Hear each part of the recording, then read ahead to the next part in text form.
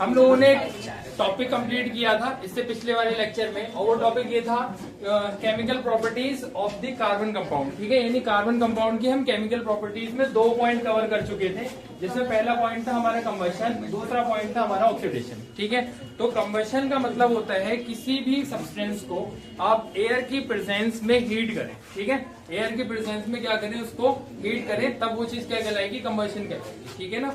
अब जब कभी भी किसी कंपाउंड को आप एयर की प्रेजेंस में हीट करते हो तो उसमें एडिशन ऑफ ऑक्सीजन होता है। क्या होता है उसमें? एडिशन ऑफ ऑक्सीजन, यानी कि इन्वायरमेंट में प्रेजेंट जो भी O2 होती है वो हमारे कंपाउंड के साथ में कंबाइंड होकर के एक नया सब्सटेंस बनाएगी। ठीक है, एग्जाम्पल के लिए अगर आपने एक कार्बन के एटम को, ठीक है, एक इंडिविजुअल एटम को आपने ऑक्सीजन की प्रेजेंस में हीट किया, ऑक्सीजन की प्रेजेंस में क्या किया, हीट किया, तो वो कन्वर्ट हो जाएगा CO2 में। किस में कन्वर्ट हो जाएगा? CO2 में कन्वर्ट हो जाएगा। ओके, यानी कि कार्बन प्लस O2 अगर आप उसको हीट करते हो in the presence of air, it will converted to CO2। किसमें कन्वर्ट होगा? CO2 में कन्वर्ट हो जाएगा। Is that clear? ठीक है, नेक्स्ट पॉइंट। फिर उसमें अगर मान लीजिए आपने कोई CH4 ले लिया, अगेन आपने उसमें ऑक्सीजन से रिएक्शन कराया, तब उसमें CO2 गैस बनेगी, आपकी वाटर मॉलिक्यूल्स बनेंगे और कुछ अमाउंट में हीट रिलीज होगी और साथ साथ में लाइट भी रिलीज होगी। ठीक है, यानी कि जब भी किसी आप ऑर्गेनिक कंपाउंड को हीट करते हैं, है ना, तो उसमें 3 सिग्निफिकेंट चीजें देखने के लिए मिलेंगी। एक वो जो जलने के बाद में गैस बनी, ठीक है, और वो गैस क्या होगी? CO2। फिर उसके बाद में दूसरी चीज वो कि उसमें से जो लाइट इमिट हुई, और तीसरी चीज जो हीट इमिट हुई। ठीक है ना, तो हीट बनेगी ऑक्सीडाइजिंग एजेंट्स, ठीक है, which are highly oxidise the substance which is going through the oxidation reaction. ठीक है, the very first is what? Very first is what? KMnO4 and the second one is K2Cr2O7. Is that clear? ठीक है, दोनों point clear हो गए।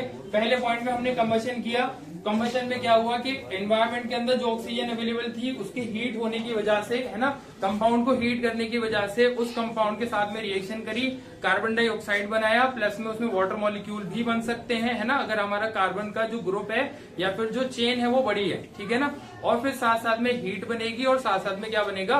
Light बनेगी। Okay, फिर उसके बाद में हमने क्या देखा? ऑक्सीडेशन देखा। ऑक्सीडेशन के अंदर हम 2 तरीके से ऑक्सीडेशन करा सकते हैं। सबसे पहला जो आप ग्रुप लेकर के आओगे कार्बन का, यानी हाइड्रोकार्बन लेकर आओगे, वो अल्कोहल में कन्वर्ट होगा, अल्कोहल के बाद वो एल्डिहाइड में कन्वर्ट होगा, एल्डिहाइड के बाद में कार्बोक्सिलिक एसिड में कन्वर्ट होगा। ठीक है, अगर आप डायरेक्ट अल्कोहल से कार्बोक्सिलिक एसिड में जाना चाहते हैं तब उसके लिए आपको हाईली ऑक्सीडाइजिंग रिएजेंट यूज करने होंगे, जो कि मैं बता चुका हूं पिछले लेक्चर में। वो थे हमारे क्या? KMnO4 और K2Cr2O7। ओके, अब हम यहाँ देखेंगे बेटा एडिशन। क्या देखेंगे? एडिशन देखेंगे। ठीक है, कंसेप्चुअली अगर आपका क्लियर है तो रिएक्शन रटने में कोई भी प्रॉब्लम नहीं होगी, यानी आप इजीली उनको याद कर लोगे। ठीक है ना, उनको रटने की जरूरत नहीं पड़ेगी।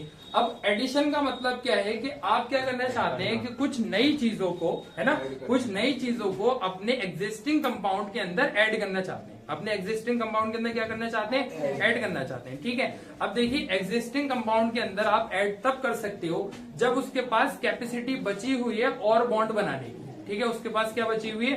कैपेसिटी बची हुई है और बॉन्ड बनाने की। ठीक है ना, तो मैंने आपको बताया था जब हमने स्टार्टिंग में एक पॉइंट पढ़ा था कि 2 टाइप के हमारे पास ऑर्गेनिक कंपाउंड्स होंगे।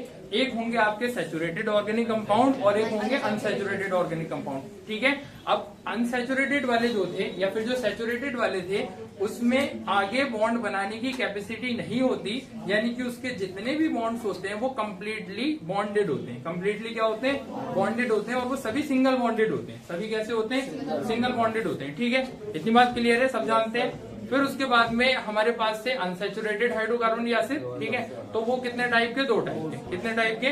2 टाइप के। या तो उसमें डबल बॉन्ड रहेगा या उसमें क्या रहेगा? ट्रिपल बॉन्ड रहेगा। ठीक है, अगर उसमें डबल बॉन्ड है, अगर उसमें क्या है आपका?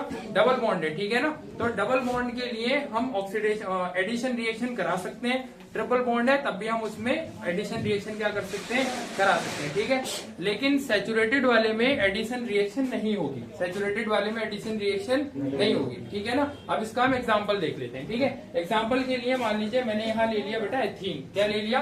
एथीन ले लिया। ठीक है, टॉपिक क्या चल रहा है? Addition reaction. ठीक है ना, नया टॉपिक हम लोग स्टार्ट कर रहे हैं, एडिशन रिएक्शन। इसका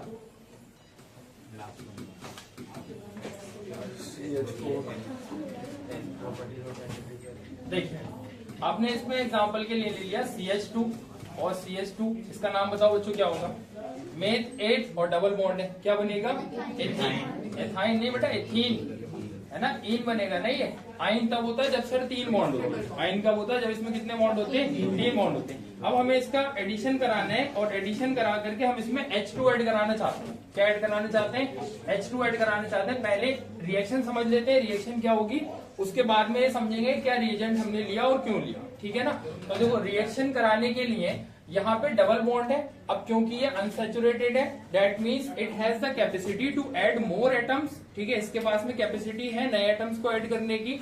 तो होता क्या है बेटा, जनरली ये वाला बॉन्ड टूटता है, एक बॉन्ड क्या होगा? टूटेगा, और टूटने के बाद में बेटा 2 वैलेंसीज क्रिएट करेगा। एक वैलेंसी बनेगी इस वाले कार्बन पे, एक वैलेंसी बनेगी इस वाले कार्बन पे, ठीक है। तो दोनों कार्बन पे एक नई वैलेंसी जनरेट हो जाएगी। दोनों कार्बन पे क्या होगी? एक नई वैलेंसी जनरेट हो जाएगी। ये जो आपका H2 था ये कुछ ऐसा दिखाई देगा, H सिंगल बॉन्ड H, ठीक है ना, H सिंगल बॉन्ड H, ठीक है। यहाँ कुछ रिएजेंट हम लेंगे, जैसे हम यहाँ निकेल ले लेंगे। क्या लेंगे? निकेल लेंगे। रीजन आगे एक्सप्लेन करूंगा कि क्यों निकेल ले रहे हैं, है ना। तो ये क्या करता है बेटा, इस बॉन्ड को ब्रेक करा करके यहाँ जो 2 नई वैलेंसीज बनेंगी, यहाँ जो हमारी 2 नई वैलेंसीज बनेंगी उसमें एक वैलेंसी पे एक हाइड्रोजन जाकर के जुड़ जाएगा और दूसरी वैलेंसी पे दूसरा हाइड्रोजन जाकर के जुड़ जाएगा, ठीक है। तो इस तरह से कंपाउंड कन्वर्ट होकर के बन जाएगा बच्चों CH2। यहाँ एक हमने H ऐड कर दिया सर, ये सिंगल बॉन्ड हो गया क्योंकि डबल था, एक टूट गया। ये हमारा CH2 और ये एक सिंगल H, ओके। अभी मैंने ऊपर लिखा है लेकिन वहां आपको लिखने की जरूरत नहीं है, आप डायरेक्ट इसको CH3 और CH3 लिख सकते हैं, ठीक है। CH3 सिंगल बॉन्ड CH3, है ना। तो इसको आप और करके यानी कि हम इसे CH3 सिंगल बॉन्ड CH3 में कन्वर्ट कर सकते हैं, ठीक है। इसका नाम बता दो बच्चों जरा, बोलो। मेथ 8, बोलो क्या हो जाएगा? एथेन, है ना। तो हमने क्या किया, हमने एक अनसैचुरेटेड हाइड्रोकार्बन को, ठीक है ना, हमने किसको? एक अनसैचुरेटेड हाइड्रोकार्बन को सैचुरेटेड में कन्वर्ट कर दिया। तो ये प्रोडक्ट होता है किसका? एडिशन रिएक्शन का। ये किसका प्रोडक्ट होता है? एडिशन रिएक्शन का प्रोडक्ट होता है। क्लियर है इतनी बात? यानी कि एडिशन रिएक्शन हमें क्या देती है? एक अनसैचुरेटेड हाइड्रोकार्बन को कन्वर्ट कर देती है किसमें? सैचुरेटेड हाइड्रोकार्बन, ठीक है इतनी बात, है ना। फिर बेटा आगे देखिए,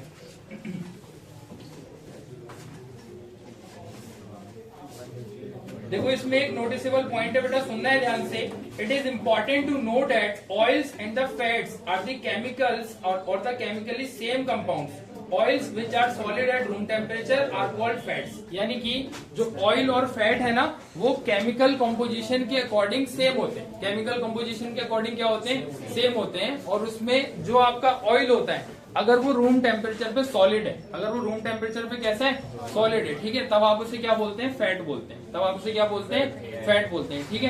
क्योंकि ये भी हमारे एक ऑर्गेनिक कंपाउंड है ना, अनसैचुरेटेड ऑर्गेनिक कंपाउंड है। तो ये इसके एग्जाम्पल में हम इसको स्टडी करते हैं, ठीक है। एक नोटिसेबल पॉइंट था, मैं आपको शेयर करूंगा, लिखेंगे बाद में, ठीक है। फिलहाल अभी आपको सिर्फ समझना है, सारे पॉइंट्स मैं आपको शेयर करूंगा, ओके। एक और एग्जाम्पल ले लेते हैं बेटा, जैसे कि कोई एक वेजिटेबल ऑयल ले लेते हैं जो हमारा अनसैचुरेटेड ऑयल है। नेक्स्ट रिएक्शन ले रहा हूं बेटा मैं,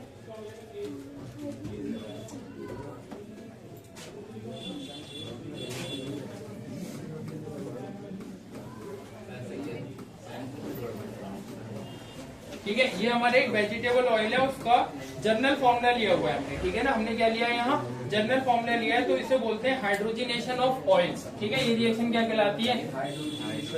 हाइड्रोजिनेशन ऑफ ऑयल। अब देखो हाइड्रोजिनेशन से ही हमें ये क्लियर हो रहा है कि हम इसमें क्या कराएंगे? हाइड्रोजन को ऐड कराएंगे। क्या करेंगे? इसमें हाइड्रोजन को ऐड कराएंगे। तो डेफिनेटली ये जो आपका डबल बॉन्ड है ये ब्रेक होगा, है ना, बिल्कुल सेम जो हमने पीछे रिएक्शन की थी। और डबल बॉन्ड ब्रेक होने के बाद में किस में कन्वर्ट हो जाएगा? सिंगल बॉन्ड में कन्वर्ट हो जाएगा। जो कंपाउंड पहले हमारा कैसा था? अनसैचुरेटेड, वो अब किस में कन्वर्ट हो जाएगा? सैचुरेटेड में कन्वर्ट हो जाएगा, ठीक है। अगर रफ कॉपी है तो अपने आप इसे कंप्लीट करो, मैं भी कर रहा हूँ, ठीक है। चलिए प्लीज, रफ कॉपी है तो बेटा अपने आप कंप्लीट करो, मैं भी कर रहा हूँ।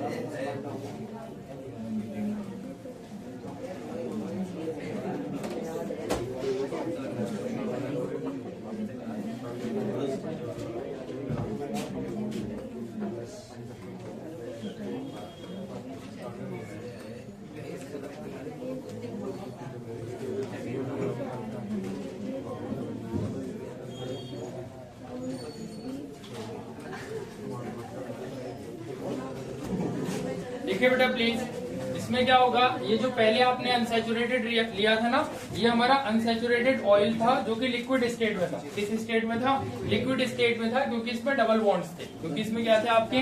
डबल बॉन्ड्स थे। डबल बॉन्ड्स टूटकर उनको ऑक्यूपाई कर लिया हाइड्रोजन ने, और अभी कैसा हो गया? सैचुरेटेड हो गया, और ये सॉलिड फॉर्म में होगा। ये किस फॉर्म में होगा? हमारा सॉलिड फॉर्म में होगा, जिसको जनरली हम क्या बोलते हैं? वेजिटेबल घी बोलते हैं। जनरली क्या बोलते हैं? Vegetable ghee. Please note it down.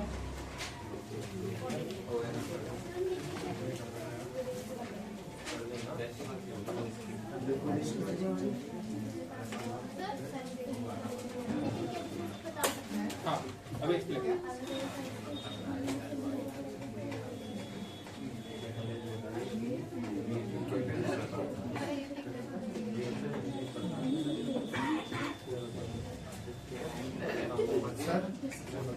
हाँ बेटा बोलो प्लीज। कर रहा हूँ बेटा एक्सप्लेन। अभी मैंने बोला था ना मैं खुद करूंगा, बता रहा हूँ। देखिए बेटा प्लीज, ये टॉपिक क्लियर हुआ इतना?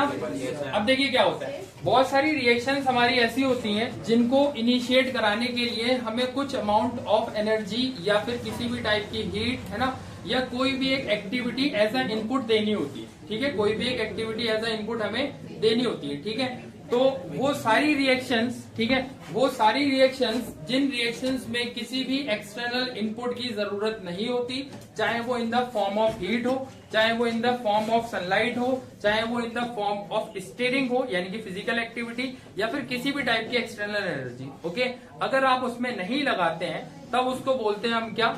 Spontaneous chemical reactions. क्या बोलते हैं? Spontaneous chemical reaction. Is that clear? पहला पॉइंट क्लियर है। दूसरा पॉइंट, लिखने का काम बाद में आप आराम से कर लेना। ठीक है, समझिए प्लीज ध्यान से, मैं दोबारा याद कराता हूँ। हमने क्या देखा? कोई भी एक ऐसी केमिकल रिएक्शन जिसके अंदर हम किसी भी टाइप की फिजिकल एक्टिविटी, केमिकल एक्टिविटी या फिर टेम्परेचर में चेंज या प्रेशर में चेंज कुछ भी नहीं कराते। ठीक है, और वो रिएक्शन सेल्फ इनिशिएट हो जाती है। वो रिएक्शन क्या होती है? सेल्फ इनिशिएट हो जाती है, तब उसको बोलते हैं स्पॉन्टेनियस रिएक्शन या स्पॉन्टेनियस केमिकल रिएक्शन। क्लियर है ये बात? ठीक है, अब क्या होता है, कोई भी ऐसी एक्टिविटी जिसको करने के बाद में रिएक्शन अगर इनिशिएट होनी है ना, कोई भी ऐसी एक्टिविटी जिसको करने के बाद में अगर रिएक्शन इनिशिएट होनी है, तो वो सारी रिएक्शंस हमारी क्या कहलाती हैं? Non spontaneous chemical reaction. ठीक है, क्या कहलाती है? Non spontaneous chemical reaction. ठीक है, दोनों पॉइंट क्लियर हुए। स्पॉन्टेनियस का मतलब अपने आप होगी, और नॉन स्पॉन्टेनियस का मतलब हमें कुछ फिजिकली करना होगा। ठीक है, हमें उसके साथ में कुछ फिजिकल चेंजेस या केमिकल चेंजेस करने होंगे। टेम्परेचर में हो सकता है, हम प्रेशर में उसमें चेंज कर सकते हैं, सनलाइट उसको दे सकते हैं ना, डार्क रूम में रख सकते हैं। बहुत सारी रिएक्शन होती है सिर्फ डार्क रूम में होती है ना, सनलाइट में नहीं होती, ये एक्सप्लोजन हो जाता है। क्लियर? तो बहुत सारे एग्जाम्पल्स हमारे पास मौजूद है। क्लियर? तो स्पॉन्टेनियस और नॉन स्पॉन्टेनियस क्लियर हुआ। अब जितनी भी नॉन स्पॉन्टेनियस रिएक्शंस होती हैं, ठीक है, जितनी भी नॉन स्पॉन्टेनियस रिएक्शंस होती हैं, उन सभी की रेट, उन सभी की क्या? रेट। अच्छा, रेट समझते हैं क्या होता है? रेट समझते हैं क्या होता है? Anything divided by time. ठीक है, अब मान लीजिए मैंने आपको एक छोटा सा एग्जांपल दिया, ठीक है, और उस एग्जांपल में मैंने क्या कहा? उस एग्जांपल में मैंने आपसे ये कहा कि कोई एक वर्क है, कोई भी क्या है? एक वर्क है। जैसे मान लीजिए एक ए स्टूडेंट है, एक बी स्टूडेंट है। स्टूडेंट ए को मैंने 10 क्वेश्चंस दिए। स्टूडेंट ए को कितने क्वेश्चन दिए? 10 क्वेश्चन दिए। ठीक है ना, अब उन 10 क्वेश्चंस को करने में स्टूडेंट एक टाइम लगाएगा, उन्हीं 10 क्वेश्चंस को करने में स्टूडेंट बी कुछ टाइम लगाएगा। ठीक है, तो दोनों का time of interval may be different, है ना, दोनों का टाइम ऑफ इंटरवल क्या हो सकता है? डिफरेंट हो सकता है। हमने अमाउंट ऑफ वर्क डन क्या दिया? दोनों को सेम दिया। ठीक है, लेकिन टाइम जो दोनों ने लिया वो क्या लिया? अलग अलग लिया, है ना। तो जो टाइम कम लेगा, जो टाइम कम लेगा उसकी रेट क्या है? ज्यादा। ठीक है, he is doing more faster than other. ठीक है ना, वो क्या कर रहे हैं? दूसरे के मुकाबले उस काम को तेज कर रहे हैं। ठीक है, बिल्कुल सेम कंसेप्ट हम यूज करते हैं केमिकल रिएक्शंस में। जो केमिकल रिएक्शंस होती है ना, उनमें कॉन्सेंट्रेशंस में चेंजेस आते हैं। किसमें चेंजेस आते हैं? कॉन्सेंट्रेशन में चेंजेस आते हैं। ठीक है, just for the example, if you have given a equation like a plus B converting to c plus D. Okay, क्या हो रहा है यहाँ? a प्लस बी मिलकर उस c प्लस डी बना रहे हैं, and a and b both are what? a and b both are what? Reactants. ठीक है, दोनों क्या है? हमारे रिएक्टेंट्स हैं। क्या समझ रहे हैं ना? दोनों क्या है? रिएक्टेंट्स हैं। और वो रिएक्टेंट किस में कन्वर्ट हो रहे हैं? प्रोडक्ट में कन्वर्ट हो रहे हैं। ठीक है, तो जब हमने रिएक्शन स्टार्ट की होगी, जब हमने रिएक्शन क्या करी होगी? स्टार्ट करी होगी, तब उस स्टार्टिंग पॉइंट पे जो कंसेंट्रेशन होगा वो सिर्फ किसका अवेलेबल होगा? रिएक्टेंट्स का।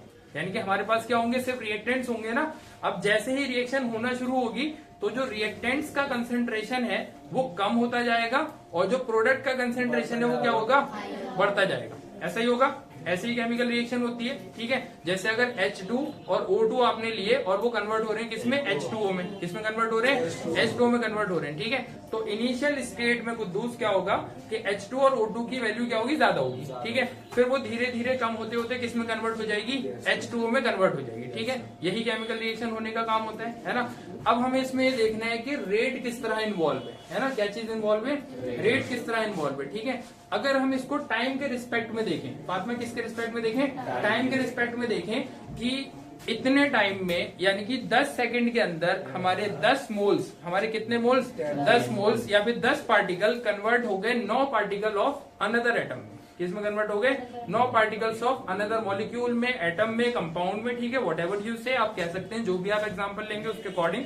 ठीक है ना, तब क्या हुआ, हमने टाइम के अकॉर्डिंग देखा कि उसमें कितना टाइम लगा। हमने क्या देखा, उसमें कितना टाइम लगा। ठीक है ना, अब कैटलिस्ट क्या चीज है, ठीक है ना, कैटलिस्ट का क्या रोल है इस पूरी रिएक्शन के अंदर, ये समझाने के लिए मैंने पूरा डेटा बताया आपको। ठीक है, मैंने क्या बताया, स्पॉन्टेनियस बताया, नॉन स्पॉन्टेनियस बताया, केमिकल रिएक्शन की रेट बताया, केमिकल रिएक्शन की क्या बताया, रेट बताया। ठीक है, अब जो रेट है ना वो मैनुपुलेट हो सकती है। रेट क्या हो सकती है, मैनुपुलेट हो सकती है। ठीक है ना, मैनुपुलेट का मतलब या तो आप उसे इंक्रीज कर सकते हो या आप उसको डिक्रीज कर सकते हो, चेंजिंग इन सम पैरामीटर्स। किसके अंदर चेंज करके, कुछ पैरामीटर्स में चेंज करके, और adding some kind of chemical, they are called catalyst. ठीक है, जो क्या कहलाते हैं, कैटलिस्ट कहलाते हैं। ठीक है, तो कैटलिस्ट आपके कितने टाइप के, 2 टाइप के, या तो वो रिएक्शन को फास्ट करेंगे, या तो वो रिएक्शन को क्या करेंगे, फास्ट करेंगे, या रिएक्शन को क्या करेंगे, स्लो करेंगे। ठीक है ना, तो कैटलिस्ट ऐसे सब्सटेंसेस होते हैं जो हमारी केमिकल रिएक्शन में बिना टेक पार्ट लिए, ठीक है, यानी कि उस रिएक्शन में बिना इन्वॉल्व हुए अपने आप को ऐसे रिप्रेजेंट करते हैं जैसे कि इंटरमीडिएटर। ठीक है, मीडिएटर की तरह रिप्रेजेंट करते हैं।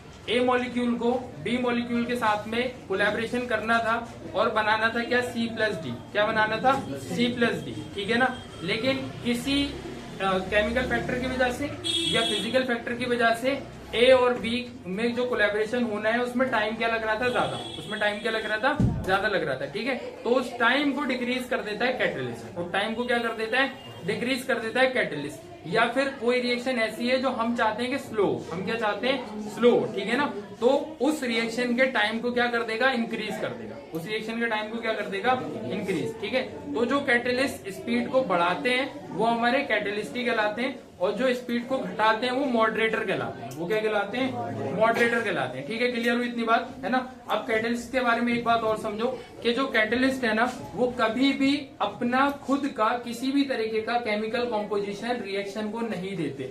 यानी कि अगर मैंने यहाँ पे कोई भी आपका कैटलिस्ट ला करके रखा, मान लो कोई एक्स मैंने कैटलिस्ट यहाँ ला करके रखा, ठीक है, तो ए और बी के साथ में कोई भी ऐसी रिएक्शन नहीं होगी जिसमें एक्स इन्वॉल्व होगा। जिसमें क्या इन्वॉल्व होगा, एक्स इन्वॉल्व होगा। या फिर सी और डी जो भी हमारे कंपाउंड बन करके आएंगे उन कंपाउंडों के अंदर एक्स का कोई भी केमिकल कॉम्पोजिशन अवेलेबल नहीं होगा। ठीक है, तो सिर्फ एक्स यहाँ क्या करता है, एक्स हमें एक सरफेस प्रोवाइड करता है। एक्स हमें क्या प्रोवाइड करेगा, एक सरफेस प्रोवाइड करेगा जिसकी एक्टिवेशन एनर्जी क्या होती है, इन दोनों की एक्टिवेशन एनर्जी के मुकाबले काफी कम होती है। काफी क्या होगी, कम, यानी कि उसको इजीली हम कर लेते हैं, उसको क्या करेंगे, रिएक्शन को इजीली कर लेंगे। कैटलिस्ट क्लियर हो गया। कैटलिस्ट क्या है, ऐसे सब्सटेंसेस हैं जो हमारी केमिकल रिएक्शन के रेट को क्या करते हैं, इंक्रीज और डिक्रीज करते हैं। ठीक है, तो जो इंक्रीज करेंगे वो क्या है, हमारे प्योरली कैटलिस्ट कहलाते हैं, और जो डिक्रीज करेंगे क्या कहलाते हैं, मॉडरेटर। ठीक है, यहाँ निकिल की सरफेस होती है, क्या होती है, निकिल की सरफेस होती है, उस सरफेस पे इस रिएक्शन को कराया जाता है जिससे कि ये जो हमारा H2 था, क्या था, ये जो H2 था और ये हमारा जो अनसैचुरेटेड कंपाउंड है, ठीक है, ये दोनों आपस में क्या कर सके, रिएक्शन कर सके। ठीक है, लेकिन आपने ये चीज नोटिस की कि इस पूरे कंपाउंड के अंदर निकिल कहीं भी नहीं है। ठीक है, इस पूरे कंपाउंड के अंदर निकिल कहीं भी नहीं है। इसका मतलब catalyst are the substances which can increase or decrease the chemical rate of the reaction without taking part in that particular reaction। ठीक है, यानी कि उस रिएक्शन के अंदर बिना पार्टिसिपेट किए उसकी स्पीड को इंक्रीज और डिक्रीज करने की कैपेसिटी होती है। क्लियर हुआ इतना बात। ठीक है, आगे चले। सर किसी कैटलिस्ट का एग्जांपल बताइए। देखो जैसे एक आपका निकेल हो गया, एक आपका पीडी हो गया, ठीक है। और जरा किचन में चलते हैं। एक किचन में बहुत जबरदस्त केमिकल यूज होता है जिसका नाम है सोडा, ठीक है। बेकिंग सोडा, खाने वाला सोडा होता है। जैसे चने होते हैं, चने, तो चनों का आप नॉर्मली उबालो, ठीक है, तो वो उतना जल्दी नहीं उबलते, उसमें टाइम लगता है। लेकिन उसी में आप क्या डाल दो, सोडा डाल दो, ठीक है, तो वो जल्दी हो जाते हैं। क्या हो जाते हैं? जल्दी हो जाते हैं, ठीक है। तो ये कैटलिस्ट का सबसे बेहतरीन एग्जांपल किचन के अंदर सोडा है, ठीक है ना। और भी बहुत सारे कैटलिस्ट होते हैं जो हम अपनी डेली लाइफ में यूज करते हैं, ठीक है, या फिर किचन सब्सटेंसेज में यूज किए जाते हैं, ठीक है ना। आगे चले। हाँ बेटा, मॉडरेटर के लिए देखो, मॉडरेटर के लिए क्या होता है बेटा? ग्रेफाइट। मॉडरेटर के लिए क्या है आपका? ग्रेफाइट है, ठीक है। कहाँ यूज होता है? न्यूक्लियर रिएक्टर में। कहाँ यूज होता है? न्यूक्लियर रिएक्टर में। हमारा एक चैप्टर है जो एनर्जी वाला जो चैप्टर है ना लास्ट में, तो वहां पे हमें दिया है एक इस तरह से टॉपिक है जिसमें हम क्या करते हैं, न्यूक्लियर रिएक्टर के अंदर जो रिएक्शन होती है ना, वो रिएक्शन बहुत फास्ट होती है। न्यूक्लियर रिएक्शन के जो रिएक्शन होती है ना, वो कैसी होती है? बहुत ज्यादा फास्ट होती है। तो उसको स्लो डाउन करने के लिए, उसको क्या करने के लिए? स्लो डाउन करने के लिए हम एक मॉडरेटर यूज करते हैं, ग्रेफाइट, ठीक है। क्या यूज करते हैं? मॉडरेटर यूज करते हैं ग्रेफाइट, ठीक है ना, जो उसकी स्पीड को क्या कर देता है? कम, है ना। मैंने क्या बताया था? बहुत सारी रिएक्शन होती है जिनकी स्पीड बहुत ज्यादा होती है, तो हमें उतनी फास्ट स्पीड नहीं चाहिए, ठीक है। तब उसको क्या कर देंगे? स्लो करने के लिए आप मॉडरेटर यूज कर लोगे। कोई रिएक्शन ऐसी है जो बहुत स्लो होती है, जिसमें समझ लो कि घंटों लग रहे हैं या दिन लग रहे हैं, हो सकता है महीनों लग रहे हैं, ठीक है ना। तो उस रिएक्शन को तेज कराने के लिए क्या करेंगे? कैटलिस्ट का यूज करेंगे, ठीक है। क्लियर है ना? चले आगे, चलो।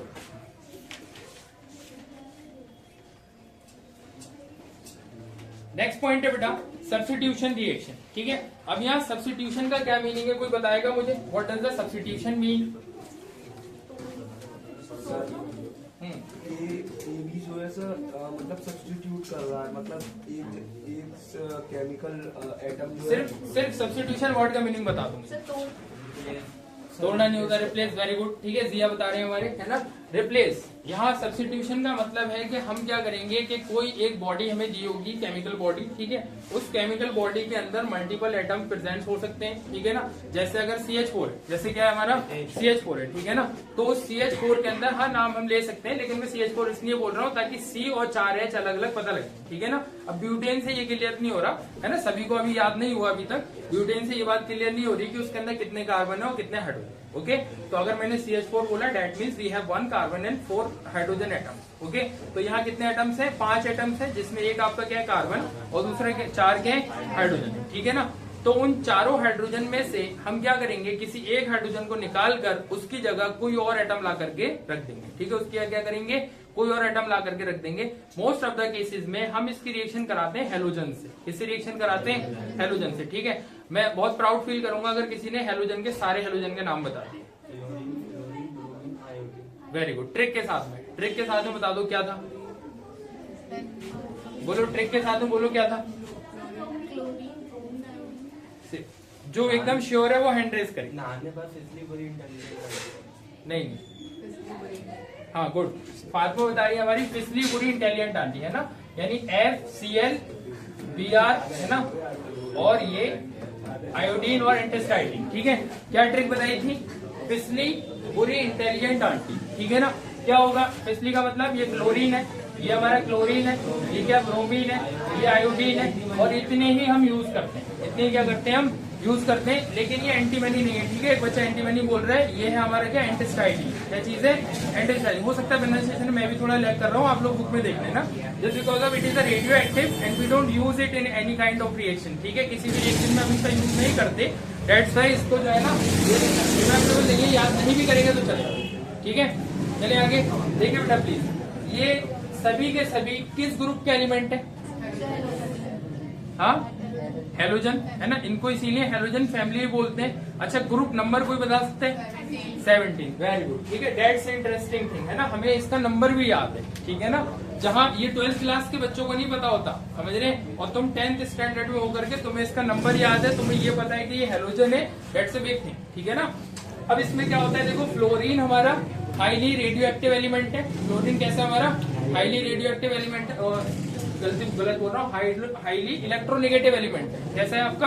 हाईली इलेक्ट्रोनेगेटिव एलिमेंट है, ठीक है। यानी कि इसके पास में जो आउटर मोस्ट सेल होता है उसके पास 7 इलेक्ट्रॉन्स होते हैं। कितने इलेक्ट्रॉन्स होते हैं? 7 इलेक्ट्रॉन्स होते हैं, जो कि दूसरे इलेक्ट्रॉन को विड्रॉ करने में बहुत फास्टली विड्रॉ करते हैं। ठीक है, यानी किसी एटम से अगर हमें क्या करना है, इलेक्ट्रॉन को लेना है, ठीक है, तो सबसे अच्छा काम कौन करेगा? क्लोरीन करेगा। ठीक है, उसके बाद में फिर क्लोरीन है, फिर उसके बाद में ब्रोमीन है, फिर उसके बाद में क्या आपका आयोडीन है। ठीक है, तो यहाँ हम क्या कराने जा रहे हैं? एक सब्स्टिट्यूशन रिएक्शन कराने जा रहे हैं। क्या कराने जा रहे हैं? सब्स्टिट्यूशन रिएक्शन कराएंगे। जो सब्स्टिट्यूशन रिएक्शन होगी हमारे CH4 के बीच में। किसके बीच में? CH4 के बीच में। आपको हर एक कंपाउंड को ऐसे इलेबोरेटली लिखने की जरूरत नहीं है, यहाँ मैं सिर्फ इसलिए लिखवा रहा हूँ ताकि अच्छे से एक्सप्लेन कर सकूं। ठीक है ना, कि कौन कौन सब्स्टिट्यूट हुआ और नया जो हमारा प्रोडक्ट बनेगा वो क्या बनेगा। ओके, तो यहाँ देखो क्या होगा बेटा, मान लीजिए आपने यहाँ क्लोरीन ले लिया। ठीक है, एग्जाम्पल के तौर पर चलो हमने यहाँ क्लोरीन ले लिया। ठीक है ना, फिर ये रिएक्शन होती किसकी प्रेजेंस में? ये रिएक्शन सनलाइट की प्रेजेंस में होगी।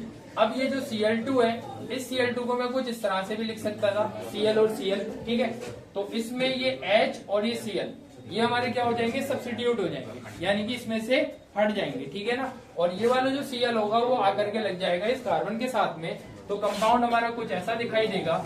ये हो गया H, ये एक H, ये एक H, और यहाँ आ जाएगा हमारा क्या? Cl। ठीक है, इस साइड क्लियर। यहाँ क्या हुआ? हाइड्रोजन का सब्स्टिट्यूशन हुआ सर किसके साथ? क्लोरीन के साथ। ठीक है, हाइड्रोजन का सब्स्टिट्यूशन हुआ किसके साथ में? क्लोरीन के साथ। ठीक है ना, इतनी बात क्लियर है बेटा। और साथ साथ में इसका जो एक बाई प्रोडक्ट बना, वो बाई प्रोडक्ट क्या था? HCl। ठीक है, बाई प्रोडक्ट क्या था इसका? HCl।